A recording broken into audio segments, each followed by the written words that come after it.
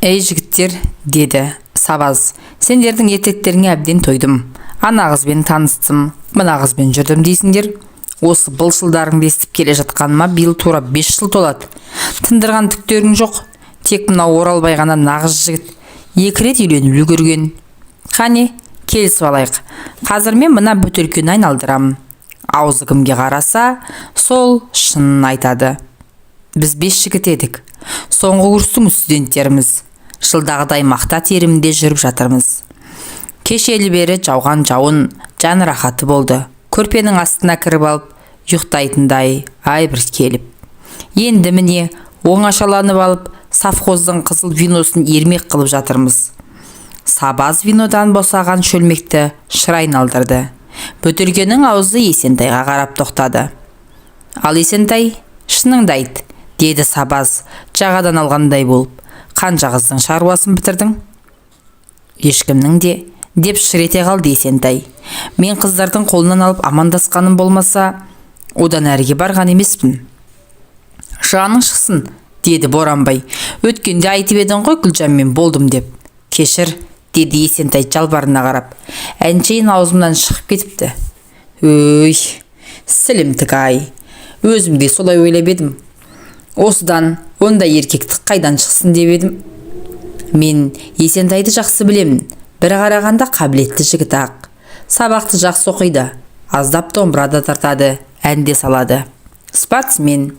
Институт футбол командасының қақпашысы. Әттең, ерік күші жоқ.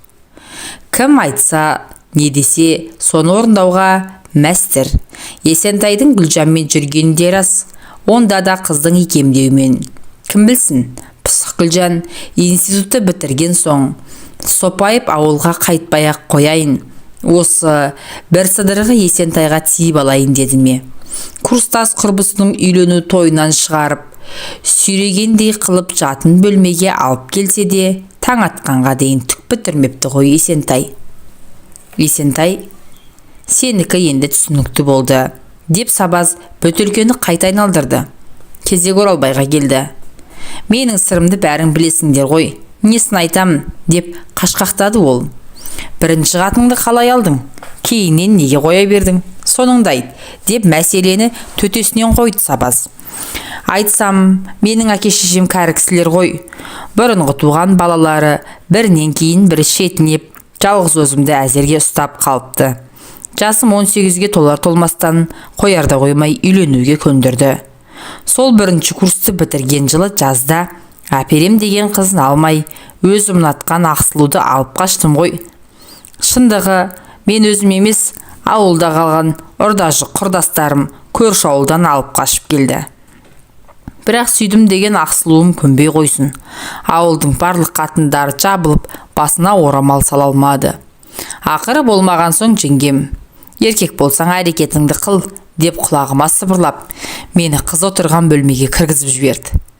Ақсылу жаным деп қасына жақындап барып едім, қатты бір нәрсемен бетіме салып кеп жібергені, көзімнің оты жарқ етті. Мұрным зырқылдаған болуы керек, жыламшы қан заулап қоя берді. Теріс айналып тұра жүгірдім. Иә, сонымен не болды? Не болушы еді? Ештеңе де. Мұрнынан аққан қанды әзер тоқтаттым. Ақсылуды үйіне апартқызып тастадым да, сол күні әкем айтқан қызды алып келдім. Бірақ бірге тұра алмадық. Сендерге өтірік, маған шын. Тура тірі өліктерсің. Тұр десең тұрады, жат десең жатады. Не қылығы жоқ, не сөз жоқ, мыңқ етпейді. Айналып келіп үндемей, тірлігін істей береді.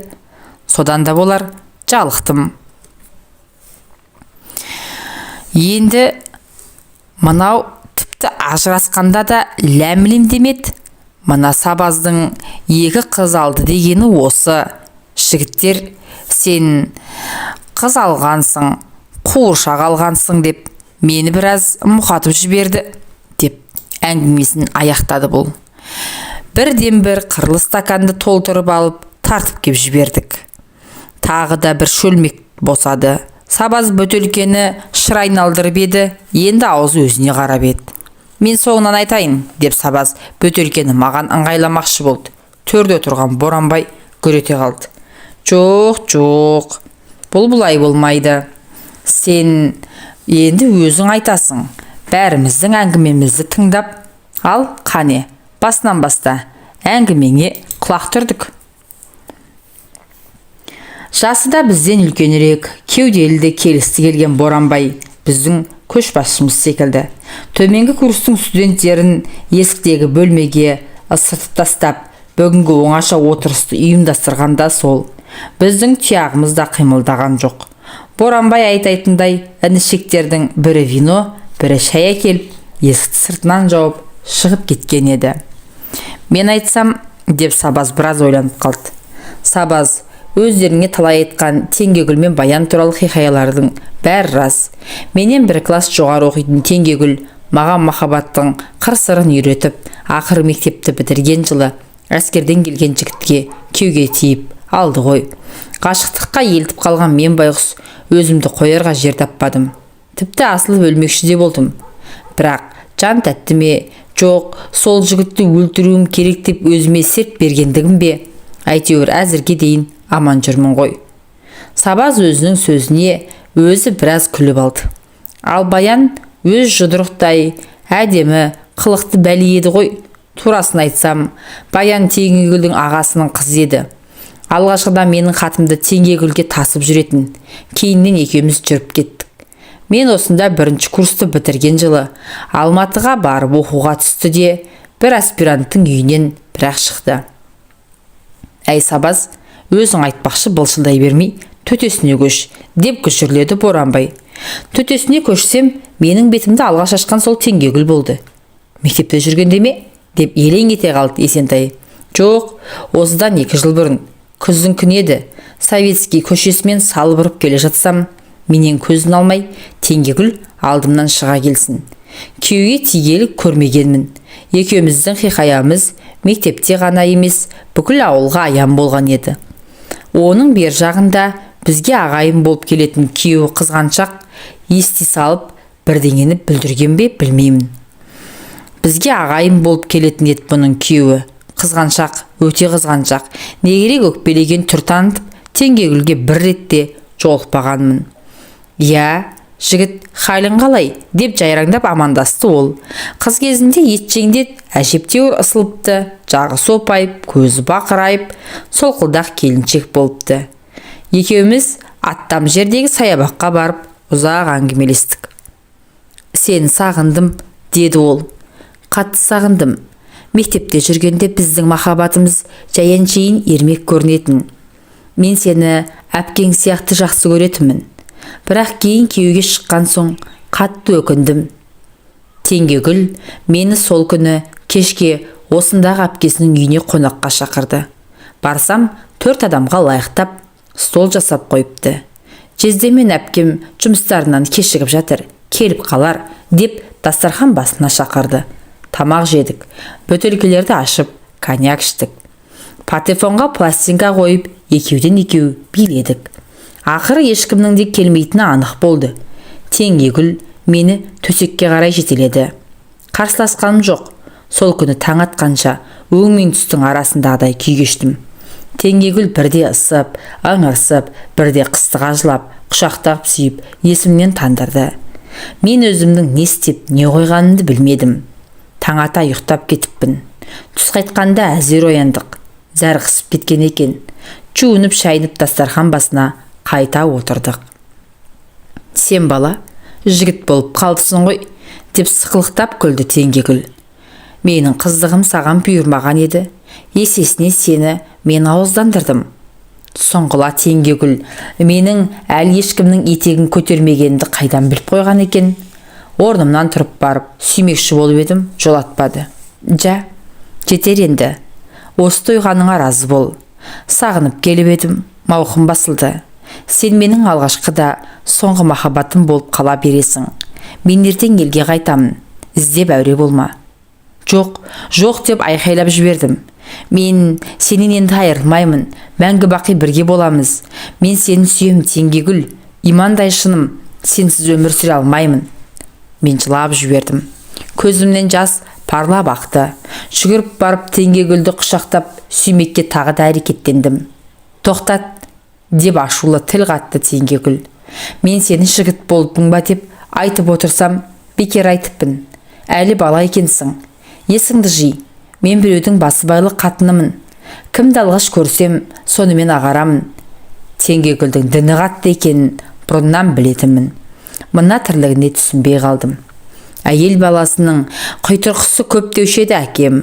Рас екен. Не керек? Басым салбырап, жатақханаға қайттым. Сабаздың әңгімесінен кейін бәріміз үнсіз қалыппыз. Есентай, құй, деп әмір берді Боранбай. Қырлы стакандарды соғыстырып, тағы да ішіп алдық. Әй Сабаз, одан кейін не болды? Деп сұрады Оралбай. Ештеңе де болған жоқ. Теңгегүлді қайтып көрмедім. Іздеп бармақшы болып талай оқталдым, бірақ бара алмадым. Ал Баян ше? Ол Баянның күйеуі параламын деп сотталып, істі болып кеткен. Осында оқитын құрбысынан жақында сәлем айтып, адресін беріпті. Хабарласуға құлқым болмады. Ал болдыңдар ма? Деп сөзге ыңғайланды Боранбай. Ал мына коммунистен бәрібір еш нәрсе шықпайды, деп мені нұсқады. Өліп өшкен Анжеликасының некесін қиып, той жасағанға дейін бір талшасын жерге түсірмейді. Ал енді мені тыңдаңдар. Ауылдағы орталау мектепті бітірген соң, әрі қарай оқи алмадым. Жақын жерде орта мектепте болмады. Оның үстіне әкем жылқы бағуға жәрдемші керек болып деп мені алып қалды. Біздің Шаянның жері шүйгін ғой шіркін. Қысы жазы жылқылар өз аяғымен тамағын тауып жейді. Тек ит құсап аман сақтасаң болғаны. Бірақ жас адам жеке жүргеннен жалығады екен. 2 жылдан соң оқимын деп қиғылық салдым. Ақыр болмаған соң әкем совхоздың орталығында тұратын жамағайын туысымыздың үйіне апарып тастады. Үйдің егесі 2 жыл бұрын аяқ астынан ауырып қайтыс болып кеткен еді. Артында әлі мектепке бармаған 2 баласы қалған. Әйеліммен жаныма жалау боларсың деп жақсы қабылдады. Расында да ауыл жағдайында еркексіз үйдің күні қараң. Малға қарап, барлығын шығару керек. Отын жарып, жоңышқа ору керек. Енді соның бәрі менің мойнымда. Оның бер жағында, орталықта қатынағандарға шешем сыққан сары май бар ма, қақтаған ет бар ма, сыбаға деп беріп жібереді. Бәрі ойдағыда еді. Әңгіменің қызығы қар жауып, күн суыған соң басталды. Жеңешем алдымен қоршын тамның екінші жағында жатқан мені жаурап қаласың деп от жағылатын өзінің бөлмесіне кіргізіп алды. Байқаймын, күн өткен сайын төсектеріміз жақындап келе жатқандай ма? Мен де тірі жанмын ғой. Төсекке жатқан соң жеңешемнің дем алсын, жүрек соғысын, бәрін тыңдай бастадым. Бір күні ол маған қарай жалаңаш білегін созғандай болды. Одан әрі шыдам қалмады. Лып етіп төсегіне кіріп бардым. Кетәрі деген жоқ. Ауа жетпей алқынып құшақтай алдым. Не керек, бір қолыммен көйлегін көтеріп жібердім. Резинкалы лыпасын сырғанатып, асығып сыпырып тастадым. Өзімді де ыңғайлап, 2 санның арасына кіре бергенімде масқарам шығып, бойымнан қуатым құйылып ақ кеткені. Тізете қалған бір ұттам нәрсе кеудесіне қарай шашырады. Ойбай-ау, мырзағай, байқасаң қайтеді, дейді жеңешем. Тура үстіне бір шай төгіліп алған адам сияқты. Ұяттан өртене жаздап, өз төсегіме кеп жаттым. Жүрегім дүрсілдеп, кеудемнен шығып кете жаздады. Жеңешем шырағын жағып, үсті басын жуып тазалап, шкафтан таза іш көйлегін алып ауыстырды. Шамды сөндіріп, орнына жатты да, қолын созып, мені өзіне тартты. Болары болды, енді ұялмай-ақ қой, деді. Ағаң болса өлді, Құдай алдында да күнәһар емеспіз. Өзің билеп төстей бер. Құшағымыз қайта айқасты. Бұл жолы мүлт жібергенім жоқ. Ертеңінен бастап үйге бөтен біреу қонып қалмаса, төсекті бірге салатын болды. Турла ерлі зайыптылардай тұрып жаттық. Тіпті каникул кезінде де қора салуды сылтауратып, осында қалып қойдым. Мектепті бітіріп, қалаға аттанарда жылап тұрып, көңілдегісін айтты. Мырзаға айналайын, байымнан көрмеген қызығымды сенен көрдім. Енді ағаңа тұсау болмайын, оқуыңды жалғастыр, бірақ үйленгеніңе шейін мені ұмытып кетпе. Тағы бір айтайын дегенім, менің ішімде 3 айлық бала бар. Мақұл десең, сенің ескерткішің болсын, туып алайын. Жұрт өсек қылса, қыла берсін. Кімнің көлеңкесі түсіп жүр дейді маған. Қалауың білсін, дедім. Боранбай, сен қазірде бір жесір келіншектің үйінде квартирада тұрмайсың ба? Деп сөзге қыстырылдым. Я, сол жеңешем ғой. 1-2 жыл күліп қарсы алып, жылап шығарып салып жүрді де, ақыры қалаға көшіп келген. Осыдан барған соң некеге тұрмақшымын. Осы кештен кейін Боранбайға аса бір құрметпен қарайтын болдым.